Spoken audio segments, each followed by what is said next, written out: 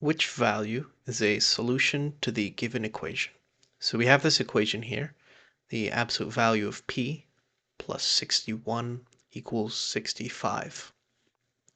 So to solve this equation, we can subtract 61 from both sides. This will move the 61 to the other side, and we'll be left with the absolute value of p equals 61 minus 65, which is equal to 4. So now we have the absolute value of p equals 4. So that means p can either be two values. It can be positive 4 or it can be negative 4, because the absolute value of 4 is 4 and the absolute value of negative 4 is also 4. So that means p has two solutions, 4 or negative 4. And if we look at the answer choices, the only answer choice that has 4 or negative 4 is answer choice B.